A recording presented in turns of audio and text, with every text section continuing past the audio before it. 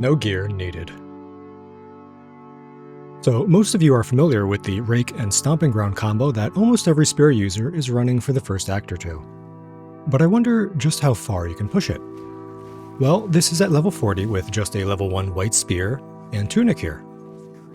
Not that I'd recommend running with no gear, but it's just proof of how strong the combo is, and it shows that this is probably the strongest and most consistent league start skill when you can't rely on RNG to get a good weapon. The idea is simple. Play a Smith of Kitava with the 20% strength ascendancy, and strength stack to maximize stomping ground damage.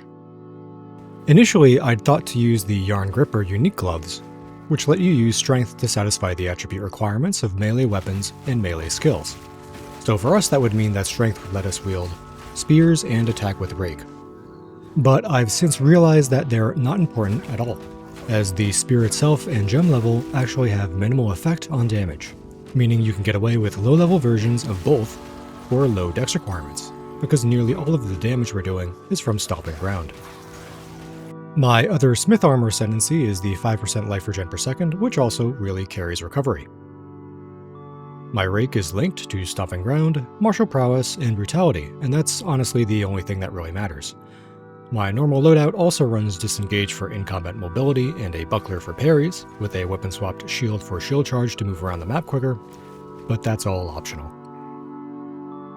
And my tree looks like this. It's a bunch of strength, some AoE to help with clear, and the +1 accuracy per strength notable. So needless to say, this is a pretty strong setup that we've got going, at least for progressing through the campaign. Strength stacking gives us both a lot of survivability through hit points, and a lot of damage through stomping ground. We get an average of 125% of our strength as base damage per stomp, and each Rake guarantees 3 stomps, so we have essentially 375% of our strength as base damage. At level 40 with 184 strength as a naked character, that means that my base damage per attack is nearly 700. Also, since Rake coincidentally bleeds targets, we can use Herald of Blood for some added clear smoothing. Now, Herald of Blood does require some dex to run, so for the moment I'm only using it at a low level, and I imagine that it'll fall off pretty soon. But it is useful for the campaign.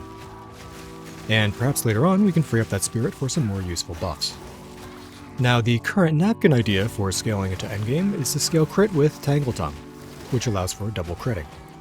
Since we don't rely on our weapon's actual damage, we're not bothered by Tangletongue having a low base. But I don't actually know for sure if Tangletongue affects our stomps, since there's no tooltip information for stomps. But since the tooltip for Herald of Blood does show chance information for twice criticals, that makes me think that it should apply to attack-based stomps in the same way. And if things don't work out, the backup plan is to switch into my Exploding Stampede build, which is consistent and fairly strong. It even has a very similar 1-button movement skill playstyle, which is more relaxed than 2-button Bone Shatter.